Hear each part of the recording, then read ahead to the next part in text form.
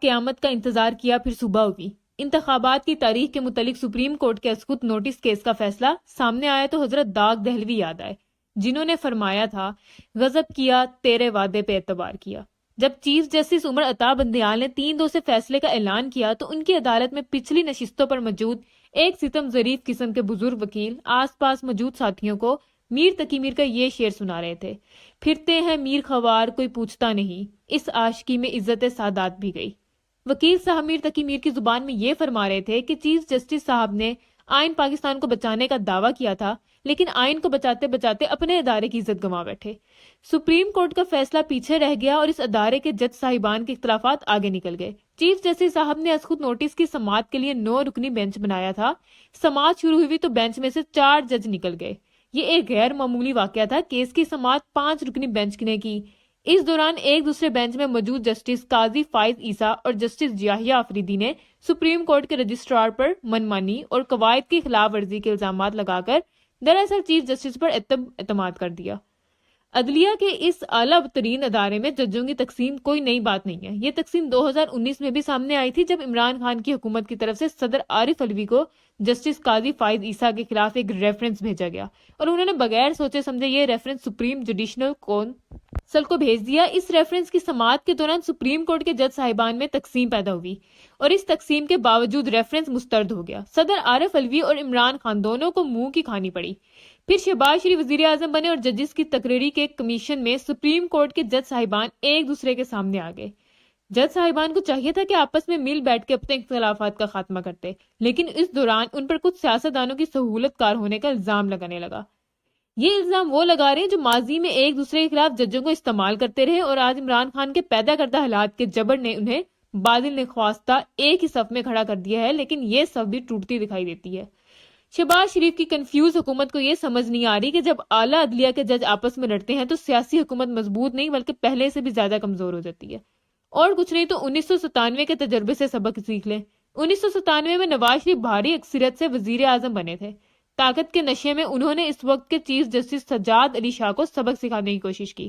پہلے supreme court پر حملہ کیا اور پھر ججوں کو تقسیم کر کے سجاد علی شاہ کے خلاف ایک بینچ بنوا دیا۔ سپریم کورٹ کے جج صاحبان ایک دوسرے کے خلاف فیصلے دیتے رہے اور ان فیصلوں کو معطل کرتے رہے۔ اس لڑائی میں جن ججوں نے نواز شریف کا ساتھ دیا، ان میں سے رفیق تارڑ صاحب کو بعد میں صدر پاکستان بنایا گیا اور سعید الزمان صدیقی بھی صدارتی امیدوار بنے۔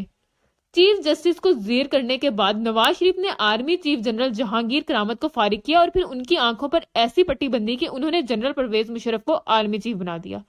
اسی مشرف نے نواز شریف کو 1999 میں فارغ کیا تو عدلیہ اتنی کمزور ہو چکی تھی کہ ایک ڈکٹیٹر کے سامنے کھڑی نہ ہو سکی۔ آج شہباز شریف وزیر اعظم ہے، لیکن سب جانتے ہیں کہ حکومت کے اہم فیصلے نواز شریف کرتے ہیں۔ عمران خان کی گرفتاری کے راستے کی سب سے بڑی رکاوٹ بھی نواز شریف بنے ہوئے۔ شاید وہ چاہتے ہیں کہ عمران خان اور کچھ ریاستی اداروں میں محاذ رائے کو مزید بڑھایا جائے، لیکن وہ یہ بھول رہے ہیں کہ ادارے کمزور ہونے سے صرف جمہوریت نہیں، ریاست بھی کمزور ہوگی۔ 1997 میں سپریم کورٹ بار ایسوسی ایشن نے ججوں میں صلاح کرنے کی بھرپور کوشش کی تھی جو کامیاب نہ ہوئی۔ 2023 میں بار ایسوسی ایشن بھی اختلافات کا شکار ہے۔ صورتحال 1997 سے زیادہ گمبھیر ہے۔ اس صورتحال میں سپریم کورٹ نے 9 دن کے اندر الیکشن کرانے کا حکم دیا ہے۔ 5 میں سے 3 ججوں نے 9 دن کے اندر الیکشن کے حق میں فیصلہ دیا ہے۔ 2 ججوں نے فیصلے سے اختلاف کیا ہے۔ اس فیصلے نے بھی ججوں کی تقسیم کو مزید ابھارا ہے، لیکن اس فیصلے کا سب سے اہم پہلو یہ ہے کہ پاکستان کے سیاستدان اور پارلیمنٹ ایک دفعہ پھر ایک سادہ سے سیاسی تنازع کو طے کرنے میں ناکام رہے اور آخرکار یہ تنازع سپریم کورٹ نے طے کرنے کی کوشش کی۔ یہ کوئی راز نہیں کہ شہباز شریف کو لندن سے حکم آئے گا کہ سپریم کورٹ کے فیصلے کے خلاف مزاحمت کی جائے، کیونکہ لندن والوں کے خیال میں پہلے عمران خان کو نااہل قرار دیا جائے، پھر الیکشن کرائے جائیں۔ یہ مزاحمت سپریم کورٹ کے چیف جسٹس کو ایک نئے امتحان سے دوچار کرے گی۔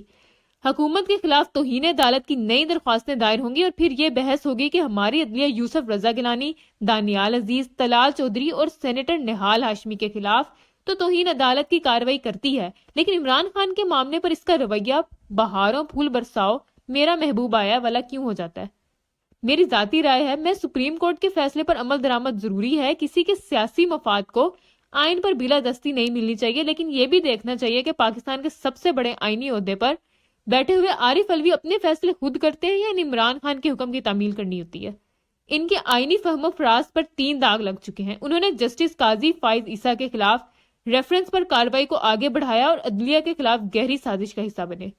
انہوں نے اپریل 2022 میں قومی اسمبلی توڑنے کے فیصلے کی توثیق کی اور ان کے فیصلے کو سپریم کورٹ نے مسترد کیا، اور اب انہوں نے خود سپریم کورٹ میں اعتراف کیا کہ انہیں خیبر پختونخوا میں الیکشن کی تاریخ دینے کا اختیار نہیں تھا۔ سپریم کورٹ کا فیصلہ عمران خان کی وقتی فتح ضروری ہے، لیکن صدر عارف الوی کی مسلسل غلطیوں میں ایک اور اضافہ بھی ہے۔ آگے دیکھیں ہوتا ہے کیا۔